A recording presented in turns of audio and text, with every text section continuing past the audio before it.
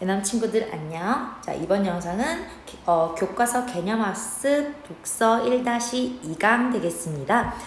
이 영상의 제목은요, 시적 리얼리즘 영화와 누벨바그 영화 운동, 이렇게 가와 나 두 개의 지문으로 나뉘어져 있습니다. 자, 그러면 주제부터 볼게요. 가의 주제는 시적 리얼리즘 영화의 특징과 그 수용 양상 되겠습니다. 그러면요, 시적 리얼리즘 영화란 무엇인가 라는 설명과 함께 그 특징, 그 다음에 또 그것을 우리가 어떻게 수용해 왔는지에 관한 설명이 되겠네요. 그러면 가 지문부터 보겠습니다. 1930년대 프랑스 영화의 황금기를 구현한 시적 리얼리즘 영화는 중요한 부분이니까 표시하시고요.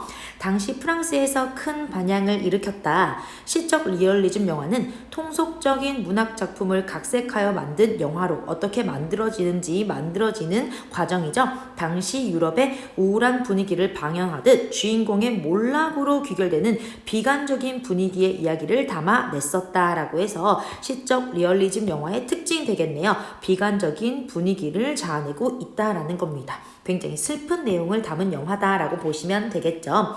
당시 영화사들은 많은 제작비를 동원하여 인기 있는 배우들을 출연시켰고, 이건 역시 시적 리얼리즘 영화의 특징인 것 같아요. 여러분, 제작비 돈이 많이 들고요, 배우들도 인기 있는 유명한 배우들이 나왔다는 거죠. 인공적이고 화려한 실내 스튜디오에서 촬영하는 것을 중시했다. 인위적인 스튜디오를 만들어서 촬영을 했다는 겁니다.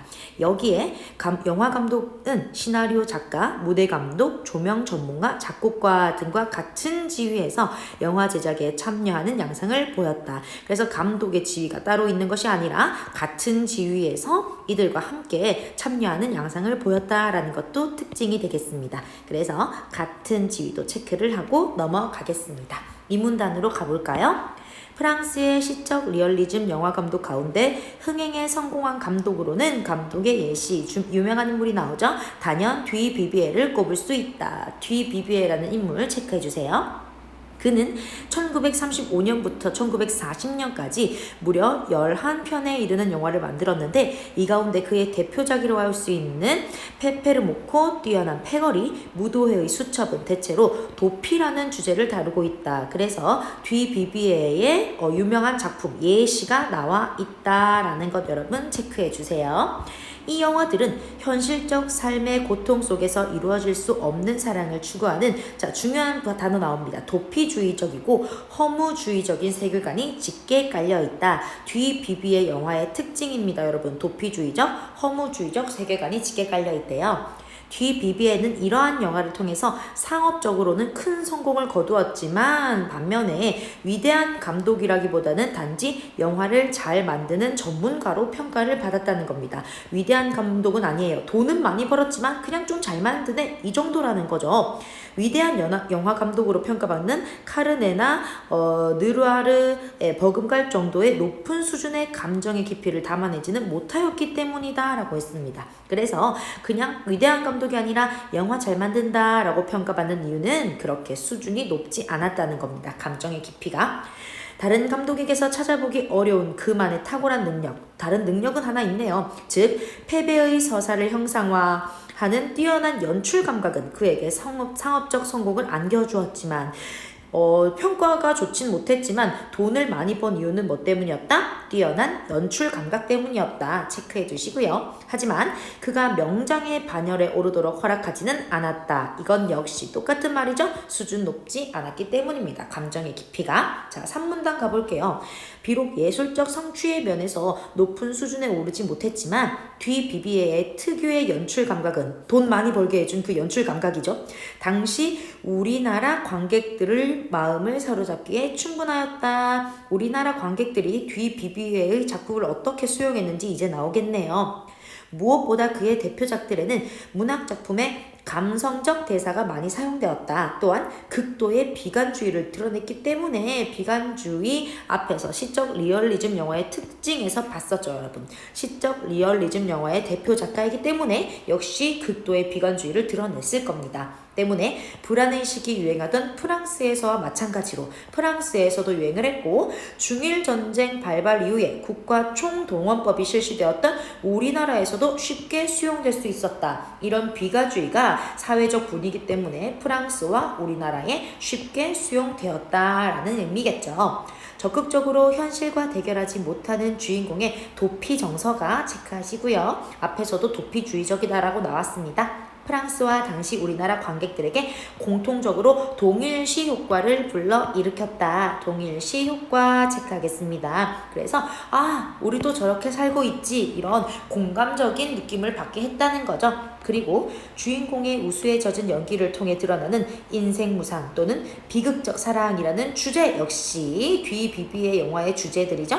당시 우리나라에서 유행했던 신파극에서 쉽게 찾아볼 수 있는, 우리나라에서 볼 수 있는 그런 극갈래의 숙면론적 인생관과 유사한 것이어서 그 당시 관객들한테는 늘 보던 거니까 그리 낯설지 않았던 것으로 보인다. 네, 여기까지 가지문이었습니다. 그렇게 어렵거나 이해가 안 되는 부분은 없죠, 여러분? 자, 그러면 나지문으로 가볼게요. 나지문은요, 누벨바그 영화의 운동 특징과 그것의 영화사적 의의가 되겠습니다. 그러면 여기에서 중요한 것은 바로 이 누벨바그 영화 운동이다라는 것이겠죠. 나지문 가보겠습니다. 1문단입니다.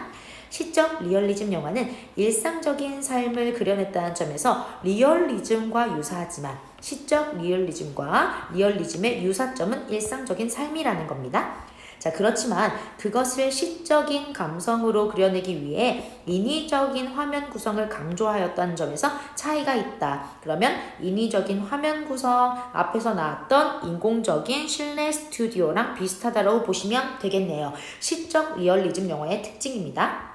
거리를 카메라에 담기는 하되 그 거리를 사람들이 살아가고 있는 현장에서 구하지 않고 인위적인 것이니까요. 희미한 조명, 인공적인 안개 효과 등을 동원해서 스튜디오에서 재창조하였던 것이다. 똑같은 말이죠. 인위적인 것이기 때문에 만들어냈다는 거예요, 배경을.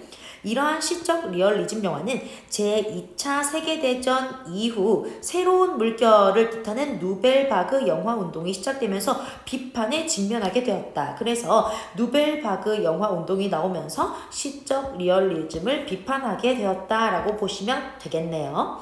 이 영화 운동을 주도했던 감독들은 누벨바그 영화 운동이죠.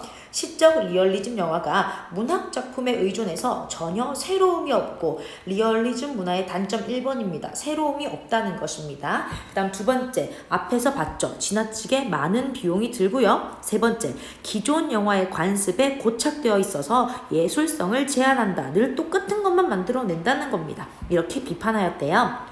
누벨바그 영화 운동은 1953년 이후 프랑스 정부의 지원으로 구체적인 시간과 공간이 드러나죠.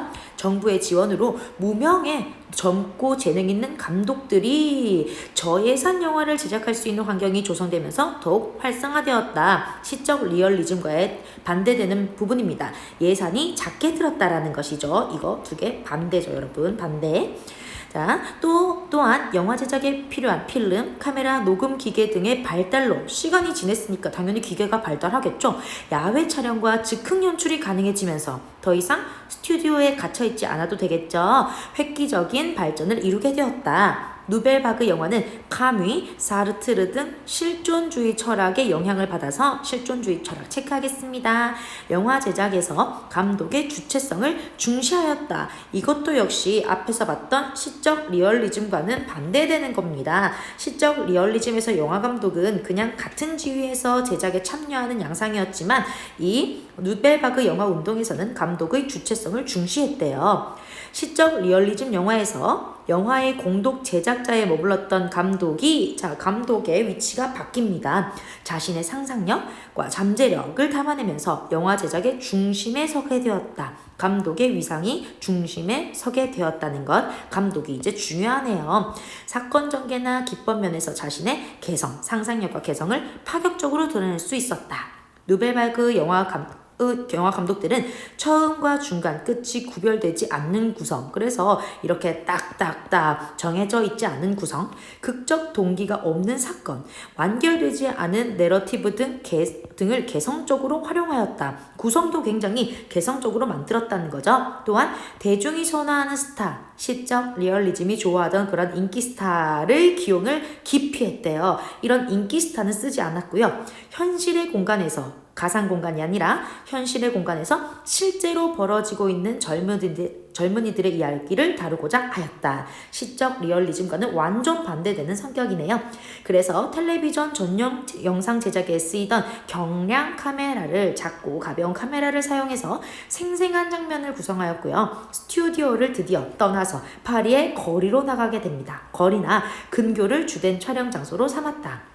편집에서도 시간적 순서를 왜곡한 편집. 아무래도 개성 있는 편집 방법이 사용되기 때문에 시간 순서도 막 바꿀 수 있다는 겁니다. 급격한 장면 전환으로 서사의 연속성을 깨뜨리거나 또는 장면을 비약시키는 점프컷, 시간을 확 아주 바꾼다는 거죠. 그 다음 다큐멘터리와 픽션을 섞는 등의 실험적 편집 방식을 보여주었다. 다양한 구성, 다양한 편집 방식을 사용하였다. 마지막 문단이죠. 누벨바그 영화 운동은 영화 제작의 새로운 방향성을 제시하고 마지막에 주제에서 봤던 의의가 나오는 겁니다. 제작 기법의 다양화를 이끌면서 세계 여러 나라의 영화에 큰 영향을 미쳤다. 또한 오늘날 미국과 유럽에서 주요한 영화 이론으로 자리 잡은 작가주의 영화가 등장하는 발판이 되었다. 세계 영화사에서 누벨바그 영화 운동은 고전 영화가 현대 영화로 발전하는 과정에 한 획을 그은 사건이 되었다고 할 수 있다. 역시 마지막 부분에 누벨바그 영화 운동의 의의가 나오면서 마무리되겠습니다. 여러분 크게 어려운 부분 없었는데요. 그럼 문제풀이로 가보겠습니다. 자, 1번입니다. 가와 나의 공통점이나 차이점으로 적절하지 않은 것은 찾아볼게요. 첫 번째는 가와 나의 공통점이죠. 영화 제작에서 영화 감독이 차지하는 위상의 변화가 나타났다라고 했는데요. 영화 감독이 차지하는 위상이 변화가 나타난 것은 여러분 어디였어요? 여기 나 부분이었습니다. 그쵸? 가에는 나오지 않고 나에만 나오기 때문에 공통점이라고 할 수가 없겠네요. 정답은 1번 되겠네요. 2번도 한번 볼까요? 자, 2번입니다. 특정 사조의 영화가 유행했던 구체적인 시간과 공간이 나타나 있다라고 했는데요. 지금 가 지문을 보시면 특정 사조 의 영화다. 뭐예요? 시적 리얼리즘 영화 말하는 거였죠. 1930년대 프랑스라고 구체적인 시간 공간 나와 있고요. 나 역시 1953년 이후 프랑스다. 구체적인 시공간 나와 있으니까 2번은 맞겠습니다. 차이점이죠. 가에서는 나와 달리, 그러면 가는 실제 영화 작품을 사례로 제시하고 있다라고 했는데 이것도 지문 볼 때 봤어요. 뒤 비비에의 작품 페페르모코 뛰어난 패거리 무도회의 수첩 예시가 직접적으로 나와 있고요. 2번 가에서는 나와 달리 영화를 수용하는 관객들에 대해 다루고 있다라고 했습니다. 자, 영화를 수용하는 관객들 어떤 관객들이었습니까, 여러분? 프랑스, 그 다음에 우리나라 관객들을 말하는 것이었죠. 역시 나에서는 없었지만 가에서는 있었고요. 마지막 나는 가와 달리 나는 영화의 사조가 바뀌어가는 과정이 나타난다. 시적 리얼리즘에서 누벨바그로 바뀌는 과정이 드러납니다. 정답은 1번 되겠습니다. 2번으로 넘어갈게요. 보기 1은 보기 2의 창작 배경을 설명한 글이다. 윗글에서 보기 1을 참고할 때 보기 2에 대한 반응으로 적절하지 않은 것은 틀린 거 찾아보겠습니다. 자, 보기 1을 보시면요. 일제강점기의 흥행자. 자, 일제강점기의 흥행자 페페르모코 우리 앞에서 나왔던 건데요, 여러분. 시적 리얼리즘 영화를 말하는 것이겠죠. 여기에 시적 리얼리즘 영화이다. 적어두시면요. 관람하면서 콧등이 시큰해지는 것을 느꼈던 관객 중에는 소설가 김남천이 있었다. 콧등이 시큰해지는 것을 느꼈다. 무엇인가 공감을 했다는 거죠. 그는 뒤 비비의 영화의 내용과 기법을 차용하였다. 그대로 가져와서 소설 창작의 새로운 길을 모색하고자 했으며 이를 잘 보여주고 있는 작품이 바로 1위이다. 1939년에 발표된 1위는 페페르모코를 관람하고 나온 소설 속 주인공이 이루어질 수 없는 사랑으로 치닫고 있는 영화 속 주인공의 모습을 떠올리면서 그 서사를 시작하고 있다. 그래서 이 영화를 보고 나온 주인공이요, 영화 속 주인공의 모습을 떠올린다. 여기에서 우리는 앞에서 봤던 동일시라는 단어를 떠올리시면 되겠습니다. 그러면 한번 보기 2도 읽어볼게요. 서울의 빈약한 거리를 걸으면서 나의 상념의 촉수는 카스바, 밑에 있죠 여러분, 이슬람 요새의 소란하고 수성스러운 세계를 헤매고 있었다.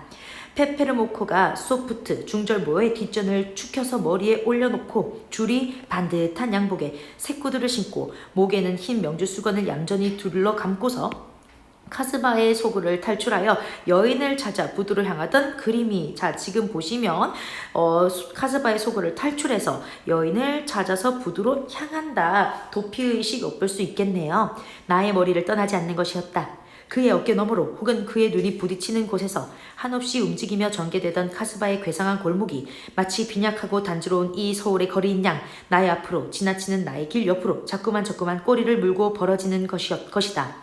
이 카스바의 헤아릴 수 없는 수상한 분위기 속에서 아름다운 페페르모코 장가뱅의 얼굴이 개연히 솟아올라 나의 눈을 사로잡아버리는 것이었다. 1번 보겠습니다. 영화 속 주인공인 페페르모코의 정서가 나에게 동일시 효과를 불러일으키고 있는 것 같아 라고 했습니다.